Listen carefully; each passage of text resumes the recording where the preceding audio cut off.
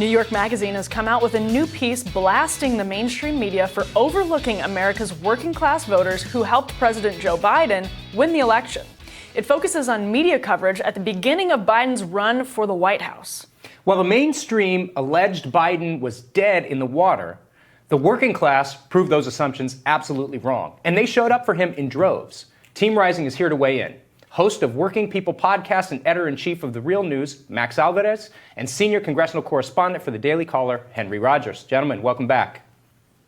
Thanks for having us. So what do you think is happening here with the working class? They came out in droves in all of these swing and close states and put Biden over the top, and by small margins. And now it seems like the mainstream media isn't really paying attention to that fact. And where does that find us? Where do we find ourselves in that regard? What do you think, Max? I'm curious from your perspective, because it is one of those things where I do really genuinely believe out of touch sort of media elites, as this New York Magazine piece identifies them. One of the things they get wrong, I mean, they've gotten the right wrong for years, but now they actually really, I think, get the left wrong, especially the working class left wrong. And even people who try to understand the working class left and sort of understand that they have a blind spot when it comes to that area, they still don't get it right. It's a shocking phenomenon, right? Yeah, we're all stunned. You know, I hate to kind of like sound, like a boilerplate evangelist, but I mean, this is a drum that I've been beating for many years, and I'm by no means the only one, right? But I think my general point is that, it's always easy for, the kind of media elites, as we're calling them, to get the working class wrong when so few of them ever actually kind of talk to working class people.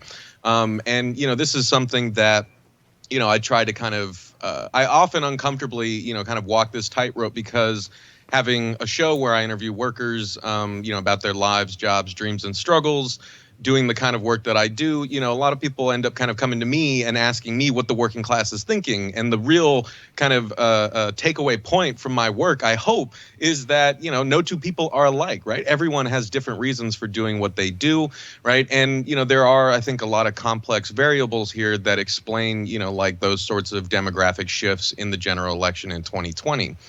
Having said that, I do think that,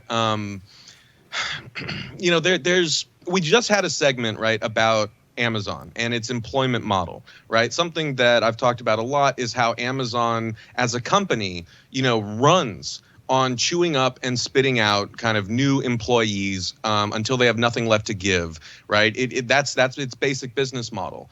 In a lot of ways, the Democratic Party has treated working class people the same, right? Every 4 years, it has some sort of way to bring in some new working class voters while more become disaffected and leave, right? And that's not a real kind of that's not a way to kind of build a robust, political coalition, right? That's a way to squeak past the finish line every few years.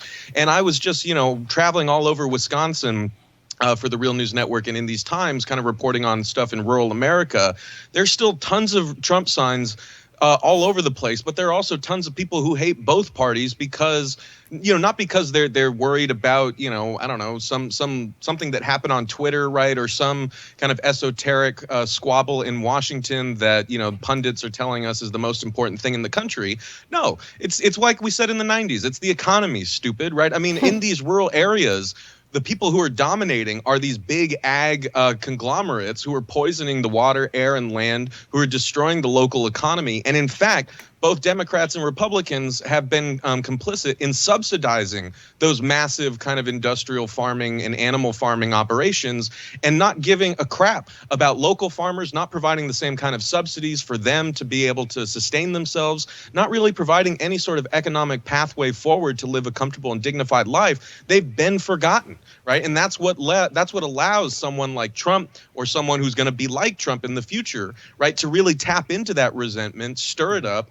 And we might see a similar change in the coming years. That's my home state, and let's not forget that Bernie Sanders trounced Hillary Clinton in Wisconsin. It's a place where both Bernie and Trump are popular, and for the reasons Max just said. Yeah, and that's interesting. And Henry, I'd love your take on this. We say the working class right and the working class left, and I actually think it's more aptly termed right now just the working class, because they are being forgotten. And some of these same voters who voted for Donald Trump, who beat Hillary Clinton in 2016, as we all know, came around and voted for Joe Biden in 2020.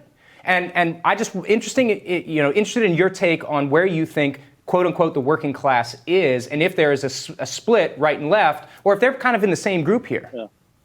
Well, I mean, I think they're obviously they're the most important people in both parties, and they're the most overlooked people in both parties. People like Joe Biden got the message that he had to work for those people towards the end of his campaign, and that's kind of why he got so much of that vote. People like Donald Trump, they come in here and they really stirred up the pot for like the realignment, making sure the working class people are the center front of his campaign. So Republicans obviously have got that message, I think, and they'll be continuing to move that message forward. Because without the working class, you have no party, you have nothing, and you're screwed moving forward. So I think truly, like when people are focusing on defunding the police and everything that CNN and MSNBC and all these issues that people are talking about all the time, trying to stir up the American people. At the end of the day, people are checking, the money in their bank accounts, how the economy is doing, and all of that important kind of things. And so that is what we should be focused on. Both parties should be focused on is the working class voters. And so we'll see how that moves forward in the 2022 election cycle to 2024 too. As Max said, less esoteric squabbles and more economics. Yes. Right.